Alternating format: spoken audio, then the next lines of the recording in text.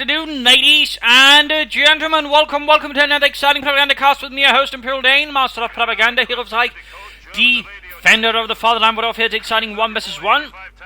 Within the west, we got Dullahan for the 17th Tank Corps versus in the east, Immortal Webster B fighting for the Oberkommando West, the Fallschirm Panzer Division Hermann Göring, the Luftwaffe's only Panzer Division, which fought in North Africa as a Panzer Grenadier Division, then later in Italy, also I think partially as a Panzer Division before being formed into a Panzer Division.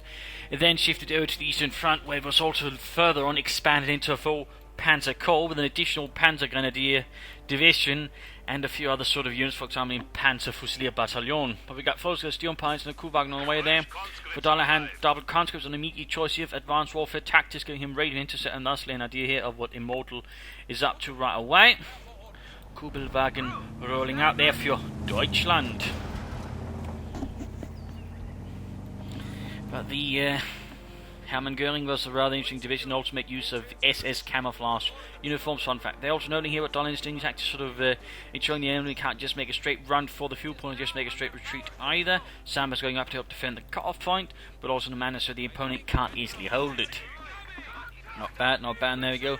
Immortal so far is going pretty aggressively for the north, hoping to disrupt and sort of push back Dullahan, while at the same time the south is pretty much just sort of a much slower push there. Got more Volkswagen on the way, not the additional Sturmpioniere, engineers opening up on the Kugelwagen, quickly pushing it away.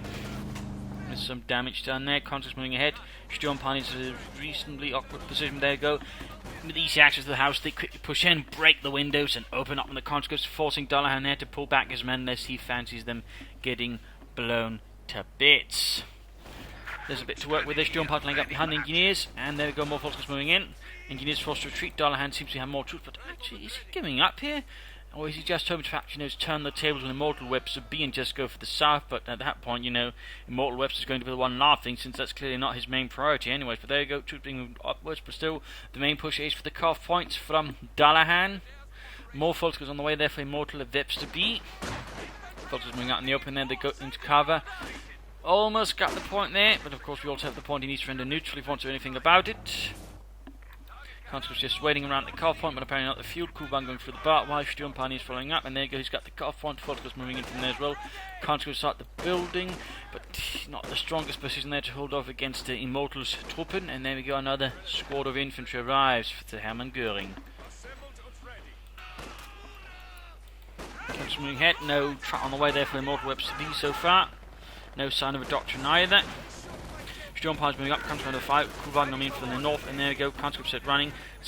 With most of Dullahan's efforts right here, he's basically lacking something to do with the efforts here from Immortal Webster B, and Immortal could actually then quickly end up with a fuel advantage over Dullahan, so that's a bit rough there for the Soviet Union. Got engineers heading southward, Special Rifle Command up, he could go for a scout car, then should hunt down the Kugelwagen and the Sturmpanis.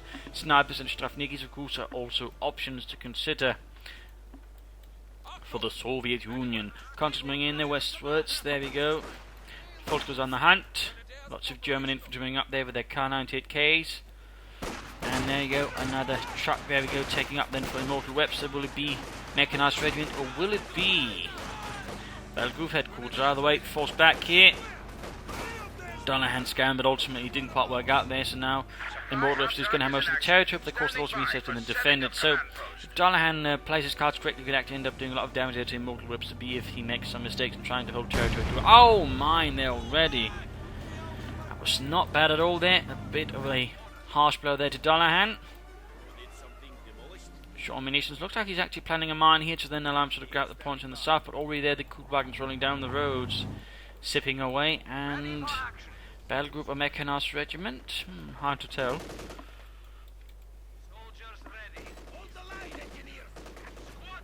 Man cancelled. He's going for the sniper. He's going to try to bleed out Immortal Webster B.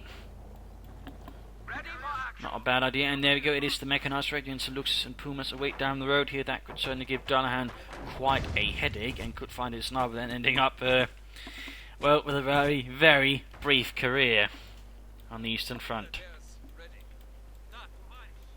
Other way, sniper team arrives. Moving forward, so you've got Allied engineers on the run there, conscripts moving in. Slow sneaking ahead, going for the fuel point there. Also, a fun fact about the Hammer Göring Fallschirmpanzerdivision: its training and replacement battalion was actually situated in Holland, and in fact had apparently been sort of put together with a coastal defence unit, meaning that the regiment, I think, was actually sort of fully formed as, basically counted close to what was actually a full division, about 13,000 men holding all sort of, well, northern Holland, basically sort of the coastal areas, in a rather strange twist of fate and the occasional weird German bureaucracy which happens from time to time. So one support weapon company up for Dullahan in a interesting manoeuvre there, not trying to take up and just let me go for some support weapons, not a bad idea. And of course he probably knows, going for it since of course with radio intercept he knows his opponent has gone for the mechanised regiment, he knows the opponent also has a lot of fuel, so he probably wants to get a field gun out as quickly as possible and then to counter any luxes. So we're right there, Dullahan making the most there of radio intercept, sort of find himself less pantsless against Immortal Webster B. They go, folks, they're getting cut down, but Snipes got more folks moving in. Folks, they're close to getting wiped. Actually, oh, there we go, wiped. Definite victory there for Dullahan. Immortal Webster actually got plenty of manpower floating about there. You could go for more, but you could also go for Sturmpioniere. Some more assault infantry in that department, I think, would do Immortal there. Oh, Webster B. And good. Field gun away there for Dullahan. He's taking no chance there. He is not waiting a second there to get out of field gun. And there we go. Now there's Webster B waiting to get the looks. Aufklärungspanzer. Mines down there for Webster B. Sturmpioniere setting out. Mines down there.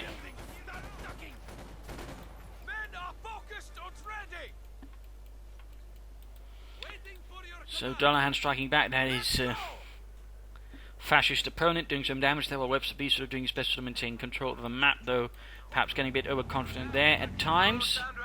Also laying down mines at the same time, though, also assuming that Dullahan, of course, is laying down mines. He's seen it, so he doesn't want to, of course, be caught unprepared and actually end up losing a unit. That could end up hurting him quite a bit.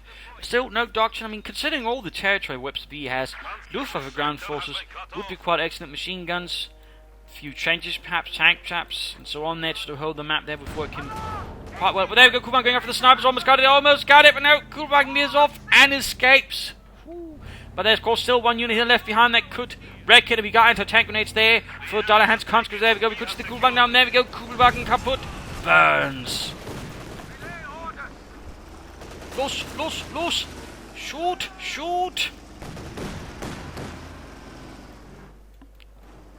Filters moving northwards there for Deutschland. Even though securing the centre of engineers. Barbed wire up here to deny cover. Field gun conscripts probably still trying to figure out where the Lux is going to strike. Moving towards the centre, field gun decently set up for that, can sort of angle towards there with some reasonable speed. Engineers need to pull towards the field gun there. Field gun needs to turn. Can't focus moving from the north. Engineers wiped. I think Dullahan was doing too much there. Bit of venture there for the Volksgrenadiers. Wiped out.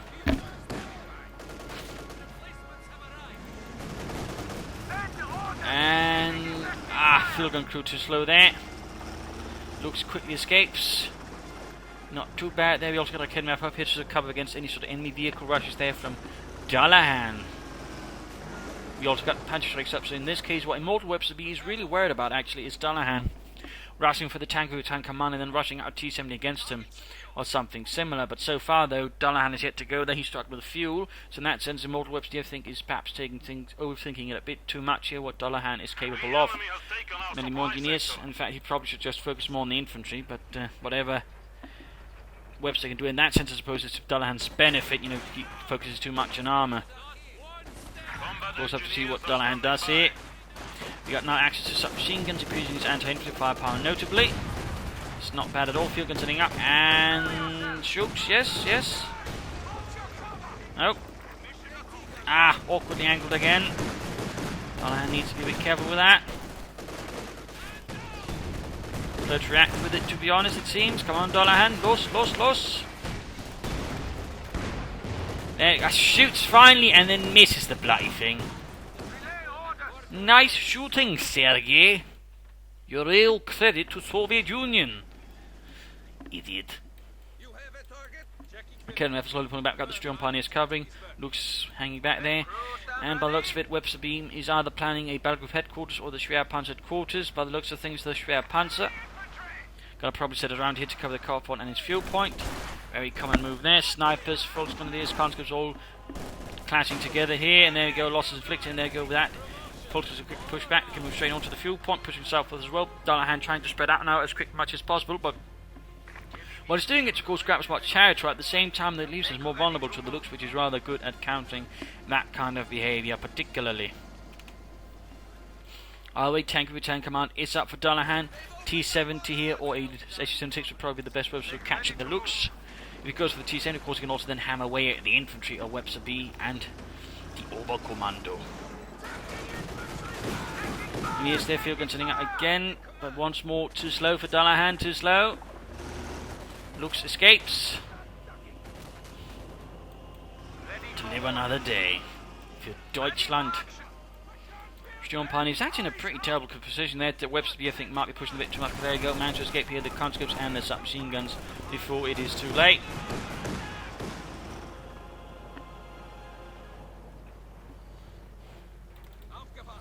Volksgrenadier moving about with a lot of Panzerschrecks, while Volksgrenadier divisions actually had a lot of Panzerschrecks and barely any anti-tank guns. They would have been the ones sort of really carrying themselves around for the main units. That would have been Panzerjäger teams that would have been doing that part. But Volksgrenadier themselves would either been equipped with rifles and machine guns, or a lot of assault rifles, and then a few teams with sort of like machine guns and rifles to support the assault teams.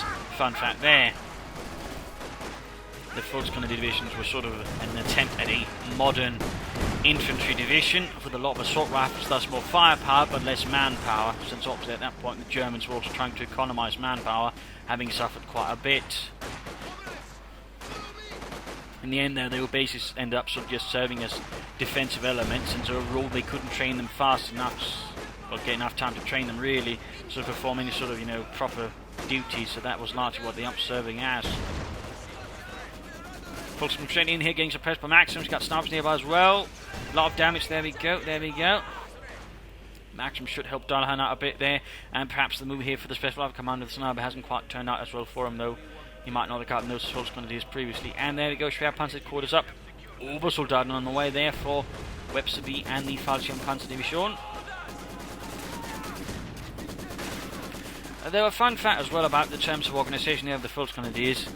The Kriegsmarine were at some point their late war actually also sort of tasked with forming up their own infantry divisions, and they were actually sort of established along the same lines as the Volksgrenadiers, so they were pretty much at the same things, which meant a bunch of assault rifles, Panzerschrecks, and Hetzers as well. Volksgrenadier divisions actually had their own small tank destroyer company of Hetzers or Stugs, or in another sense, assault gun unit, basically to sort of provide them support that sense. The only reason they were called tank destroyers, the Hetzers, were primarily for jurisdictional purposes. Of which there's a longer story in there as well, basically, regarding Heinz Guderian, the Fuhrer, and basically who controlled what, and the Stugs as well. Very long one, rather interesting in some senses. Either way, we got Obersoldaten out here for Webster B. A lot of Maschinengewehr there for the Obersoldaten. Grabbing the centre victory line. Dullahan's actually managed to push back Webster B quite nicely now. The submachine guns and the conscripts really helps him sort of push back the infantry. The sniper, the Maxim also has quite a bit of room there. And there we go, an SU-6M assault gun on the way there for Dullahan. There we go, moving out. The tiny little assault gun. With the same gun as on the SIS-3, by the way.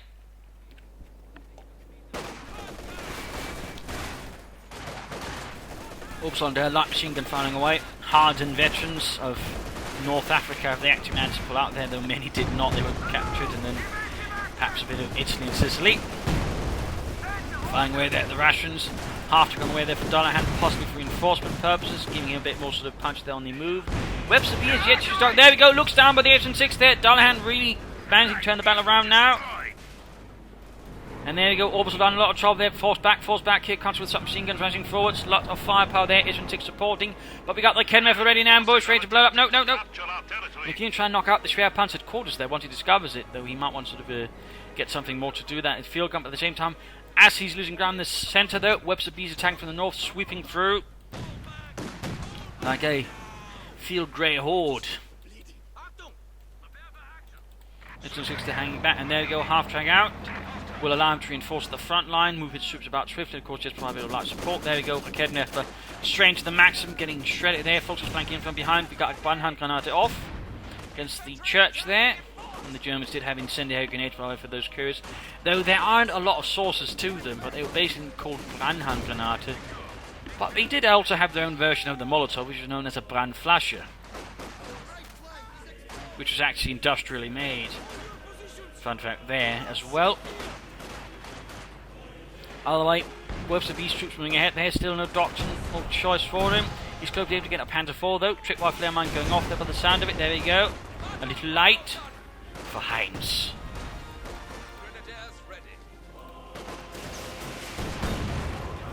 Half-track hanging back there.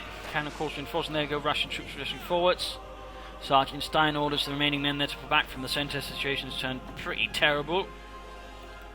And there we go. Schwer Panzer quarters mine being cleared. Right under it. Oh, ages. But there we go. Managed. And there we go. Panzerkampfwagen on the way for Webster B.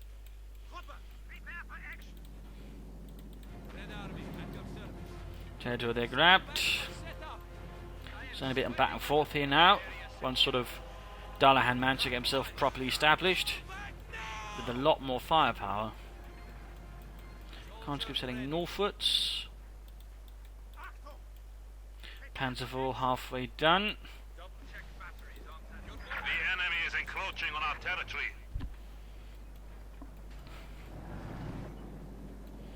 Grabbing victory points as well, really sort of stretching out. We got the Oberstlein hanging about here. Also, one fun measure the Germans actually sort of had going for them in the later stage of war is that they actually sort of comb through the divisions, usually taking the best men and then form them into sort of specific assault companies. Fun fact there. You don't sort of see it mentioned much, but I believe this is the book Victory Was Beyond Their Grasp, where it's actually mentioned that the Volkskunde division mentioned their sort of the main topic actually did it, and seems to sort of something done a lot of other divisions did. So, little interesting fact there. Oh wait, Panzer IV rolling ahead, a bit of armour there for Webster B. Dullahan, he's got of course his own 6, he's got his field gun, he's adding in another one. We got German infantry moving forwards there, a bit of a horde assault there by Webster B, a bit reckless considering there's a maximum about there. All the way time for the mid-game in terms of damage. Dullahan's head kills-wise, so actually surprisingly close there, which is something there Webster B actually ought to be a bit worried about when they're actually that close. So that's a interesting little note there. I mean, Dullahan, despite the sort of the poor map control initially, has actually been doing pretty well. I imagine the sniper's been a rather large source of that in terms of army value. Rather close. Webster, though, has been a bit forward there, despite, suffering quite heavily there, not quite doing as much damage. Right now, he's just sort of winning back, but there we go. That's pretty much just the Panzer IV right there in that last few sort of seconds there. In terms of points held, again, massive map control, but now things are looking less ground there. Now it's a lot more interchangeable between the two. It's really going to come down into what Dullahan, I think, does next, then of course what Webster B does next. What will they do when they're making mistakes? And right now this could actually quickly be beaten back there with Maximus and Sniper and perhaps an SG6 barrage and the Panzer IV wrecked as well. Dullahan of course needs to sort of apply more pressure, sort of flank and harass more on the flanks, but I also think he needs to try and make a push forwards and knock out the Schwer Panzer quarters as soon as possible. He can wreck that. It would cut off Webster B's map control of the area there.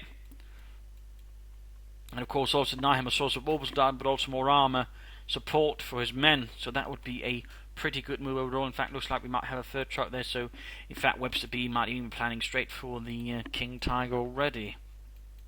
Otherwise, though, not so much there for Dullahan. I do also think he needs to try and take up as quickly as possible, get up a mechanized armour company and begin pumping out those T-30-35s and get those out. That would do him quite well. Fuel caches would be a good idea to sort of help fuel that goal as well.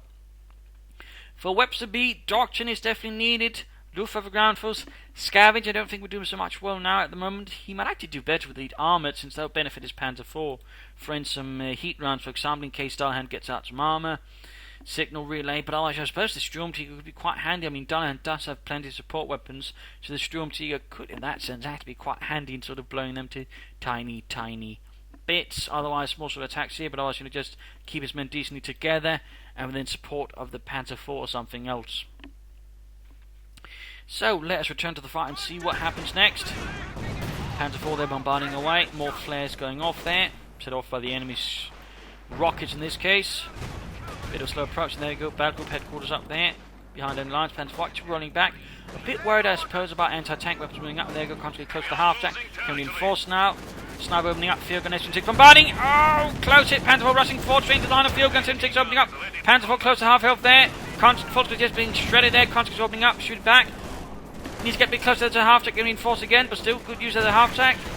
Half track taking hits, definitely Kedmeth. Kedmeth could be cleared out. Kedmeth is going to get cleared out. Immortal Webster being there might have got no confidence and now suffered a loss by Kedmeth to Dullahan, which of course could just reinforce, get all down here at the front. Why did you retreat? You could just repair the half track with your conscripts while reinforcing them. And why did you get the half track otherwise? The M5 there, by the way, which was primarily used by the Russians and the Americans. Oh, not the Americans, actually the British, because the Americans themselves didn't really want them. Due to softer armour, though, in an interesting design feature, the M5 could actually carry more machine guns right here and there, paired to 30 calibers, though apparently it wasn't much used, that option. So now they're dealing with the orbital Dullahan. They are not much use there. There's the sniper who's getting back. They're in fact already vetted too. He's holding on there. He's holding on there.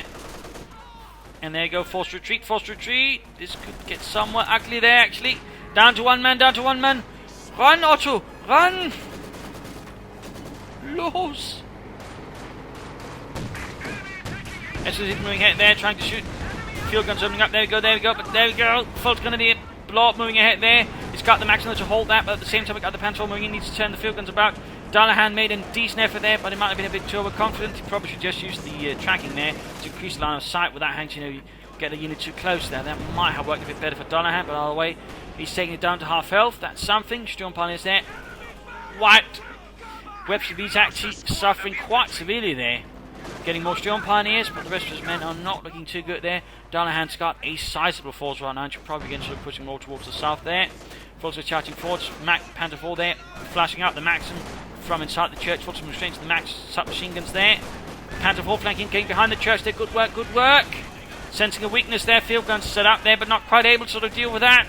Dullahan perhaps a bit slow to react, but there we go. Constance cutting down the Fulton on these. Kedmeth, field guns opening up. No, Kedmeth's actually far away there. That's just me seeing things there. Half track kaput. Field gun about to get wiped. Oh dear, the tables swiftly turned there. Dullahan was expecting another assault there. Did not consider the option there of the Panther 4 getting past the church, using that to get close. That was a sharp little move there by Webster. And he's actually salvaging the field gun for extra fuel. And he's yet to use the doctrines. Still, we actually at the 20-minute mark, which is usually when, well, we really stop having any advantage just waiting so long. But he could still go for Luftwaffe, that'd be good. Scavenge, I don't think Ed would do much there. Elite Armoured again would allow him to take a bit more of his Panther in case Dullahan goes for armour. I mean, sort of bigger kind. Though there's no sign of that there from Dullahan. Warpslard, never some conscripts on their own. Although they are negative covers, the conscripts in light cover. Still, I don't think the conscripts got much chance there. They're too low in health and numbers already to have much of an impact there on the orbital Dullahan, and with no sniper support they're probably not going to pull it out and sort of deal with the orbital Dullahan.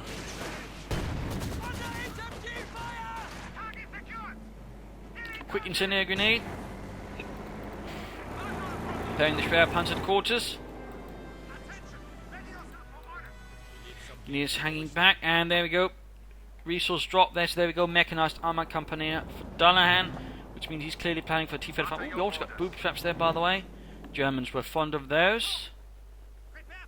In fact, I believe their grenades were in fact to somewhat extent designed to all be able to be used like booby traps as well.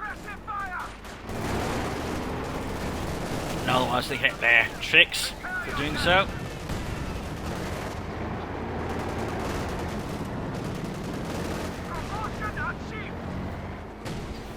Kedmeth for firing there at the church. Also on going in the northern victory point. Not bad there. Webster B really needs to choose a doctrine. He just needs to choose a direction to go in. Panther 4 just standing about there. With its Schutzen, primarily designed, in fact, all designed for dealing just with the anti-tank rifles. Didn't really have much an effect on anything else, I do believe. In fact, it might have helped a bit, sort of the heat weapons and likes to penetrate, though then again there's some that seem to think it might not. Hard to tell. Leave. Max Meg cutting through the Fulton Grenadiers. Panther moving in towards the centre. We've got field guns from Kedmeth there. Constant shooting forwards. Right for the church, and there you go. Panther moving up. none of the anti-tank objectives up to shoot at. No, never mind. Panzer takes a hit there. Frontal armour penetrated. We've got more German in from the north. Oversoldat and Volksman is versus a single engineer team. Not looking good there. Sturm Pioneers are grabbing the southern victory point. Panzer IV rolling back for Deutschland. We go Maxim and counter there versus Sturm Pioneers. Sturm Pioneers are actually in a bit of trouble there. And there you go. Webster beach all, and there we go. We actually got elite armor. And he goes for it for Sturmtiger. Been some times I've seen the Sturmtiger. First, so used to seeing the Warsaw Uprising.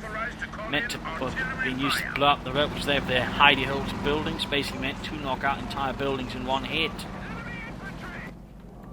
It was also known as the Sturm Mercer or assault motor, essentially. But not a lot of them were actually ever made. Though they saw some usage here and there in the later stage of the war. I believe one saw fighting in the Ruhr district, actually knocking out entire tanks with its rocket, which it could basically knock out in one hit. Go moving ahead there. Dullahan's actually primarily relying on static weapons for anti-tank weapons. There's actually in a bit of a disadvantage. Shot and wipe there. A quick tree crew it. Decent hit in the Sturmtiger, but there we go. Panzer trying to follow up here, was a bit too slow there. Webster B probably should have been faster. He's coming the flank here by the Raketenwerfer. Losing out a chance to fire more there at the Panzer IV. Anti-tank grenades, there we go. Damage engine, Raketenwerfer still not doing nothing. Up north, got points there being grabbed. T-35 on the way for Dullahan, a bit of armour. Panzer IV down to less than half health. Closing in on Veteran 2 as well. Panzer Kampfwagen here, desperately trying to escape. And we got the Sturmtiger there reloading. Fire another rocket at the enemy. Also the access to the Nachfertigungswaffe, which is actually not something unique to the Sturmtiger. In fact, I believe a lot of German armour had it, though I think it was actually discontinued at a certain point.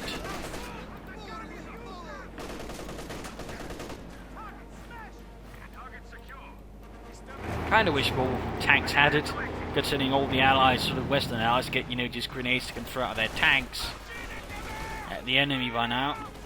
Maxim straight into the jump, I'm saying damage there. Oh dear, Dullahan might have just made a big mistake there.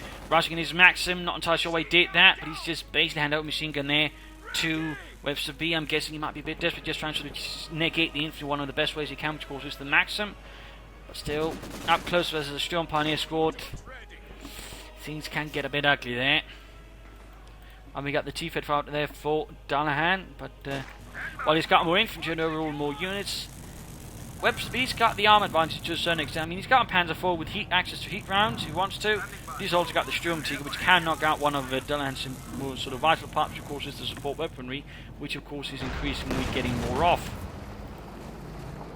When he probably at this point should consider perhaps either more snipers or perhaps some penal troops or more infantry. He needs more mobile elements, things that can't be easily, you know, just spotted by the Sturmtiger and blown to kingdom come. Closing in on Veteran 2 there with the Obersoldaten. Hardened veterans of the German army. Sergeant Neumann moves his men ahead, occupies the church and sets up a Maschinengewehr. We got tracking there, and we got at the same time signal relay there from Webster B allowing to spot up the targets where they need to be. Heat rounds, Jürgens, heat rounds.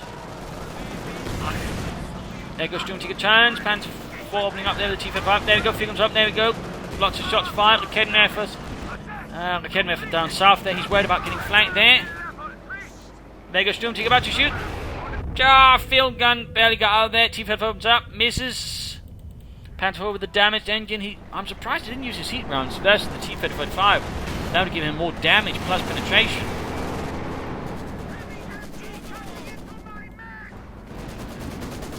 All's one there out in the open, getting suppressed, getting sniped. Webster B there pushing forwards. Down to 2 men, and there you go, Blenkerbergranate.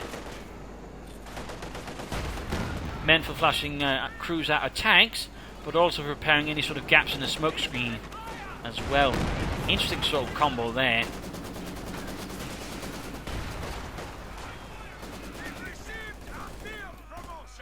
Going for Stukas of Fuss, further sort of pressure on the support units. Again, that is what Dullahan's forces primarily composed of, so in that sense what Webster is thinking isn't entirely bad, though his infantry is still in a bit of a rough spot. Dullahan needs to repair his T-3045, quickly get it fixed up. He's got, of course, here the mechanised regiment, which of course here makes it easier for him to get his tanks repaired without having to manage it at the same time. I mean, that's one of the advantages of things like these. You just have to manage less. Kind of like to focus on doing other things. But of course also frees up Sturm Pioneers for other duties. Like shooting communists and sweeping for mines. Almost got that Stuka-Sufus ready there for Webster B. And the Hermann Göring Panzerdivision. Maximum covering points. Dullahan playing for an initially fire. I think that would actually be a pretty good idea. Good rate of fire, good damage, good penetration. A bit more durable than the S-26. Would help much, I think, versus the Sturmtiger, but also the Panzer IV there. And there you go again. Using a signal relay to sort of sort out the tanks, that way gaining an intelligent advantage that way, in terms of where the armour actually is, allowing to sort of deal with it more specifically. Not bad overall there by Webster. And there goes, he's shooting this rocket after it. I don't think Dullahan's aware what's going to happen, and gets the T-3045 completely wrecked. Annihilated. And there we go, with the destruction of that, Dullahan completely collapses his front line as the Panzer IV charges forwards. Not enough munitions there for a blitz, but still getting off good hits on the field gun. Centre broken.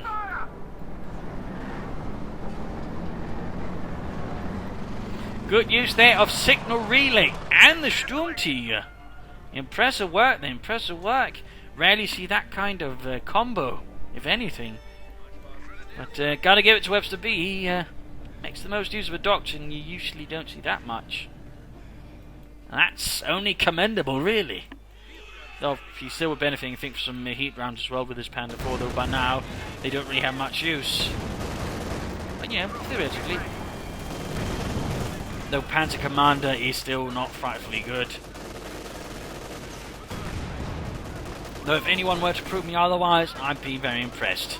Certainly. Virtue 3 Sniper, though that's really one of the things that's really done a lot here for Dullahan. And there we go, we got the Issue-5 tanks on the way. And to tank really fails to make much of an impression of the Panzer IV's armour. Snipers in a bit of trouble. Field gun rocket movement from the Panzer IV. Shot back, the armor penetrated. Panzer IV pulling back. Sturmtiger once more ready to set up. We got Veteran to 1 there. And we got the Nachfertigungswaffe ready as well. Up north, fortunately, being suppressed by the Maxim, which quickly actually sprints away. Good use there by Dullahan, good use. In the south, we got Counter there moving in, lots of submachine guns. Orbiter and Sturm has a bit of trouble here, and we got mines so close to getting off there, so close. Blend curve up, good work, but at the same time, the mine goes off. No! Jürgen, where are you standing? Jürgen, get away from there, you idiot! Oh, don't worry, we can see it. Ah! Jürgen! Und Helmut! Otto! Oh, why didn't Jürgen listen to me, the fat bastard? Our territory is falling into enemy hands. Going for the northern victory point as well here. Panzer IV setting out. Issue-5 tanks are ready. Destroy the fascist tanks. The glory of the motherland. Panzer IV rushing forwards. Straight for the Maxim with no support there, though of course the Issue-5 could easily up to support there. Snipers nearby to support as well. Maxim, though, I fear will be wiped there before the Issue-5 arrives to save the day. There you go, flanks. Shoot! Scores a hit! We have lost a machine gun crew. Panzer IV doesn't have enough to either blitz or go for heat rounds here. Shot bounced off the frontal arm of the Issue-5. Down south. Oh, another rocket hit. Field gun cleared out again. Dullahan seems like being crushed here by Webster B. And now the turnaround there after Dullahan managed to, by the mid-game sort of pushed back Webster B. He might himself have got a bit overconfident or underestimated Webster B, who then proceeded to school him in the School of Elite Armoured. There you go, Dullahan goes GG, well played, and game over. Webster B pulls off a slightly surprising victory actually through Elite Armoured in a way I certainly hadn't expected, using signal relay to combine with the Sturmtiger. Not bad at all, though I think he could have used the Doctor a bit sooner. Perhaps a few more orbital Darden, but otherwise well played there, though he certainly got a bit overconfident. Right, I think too much just in front because of the Panzer to push through, and Dullahan was able to counter that quite nicely. Dullahan, though, did struggle a bit under the lack of fuel there from the beginning, the sort of rough start there, which spread out, I think, too thinly. Didn't counter Webster easy to sort of harass him. And then probably should have gotten some fuel caches, but didn't. I also think the Asian 6, they're getting blown up here by around here. I also think also a bit of a sort of overconfident move there for Dullahan, which rather cost him a bit there. And he said, so tried to spot it with other means. I think he might have stood a better chance there, and sort of without losing, and thus would have been better prepared for enemy armour. But there you go. The Stukas also did quite a bit of damage there while we were occupied with other things. So there you go. I hope you enjoyed this match. I hope you learned something from it. I hope it gives you decent matches. If it did, why not subscribe, tell your friends, share it with everyone. If not, send in me for some feedback in the comments. Of course, even if you liked it, feedback is of course welcome. Of course, comments as always. Some nice thoughts on maybe what you do, though. Of course, do try to be nice to the players here. Some players do tend to be a bit rude, and it's, I don't think, very interesting. But there you go. See you all tomorrow, I hope. This is Phil Lang signing off. Cheers.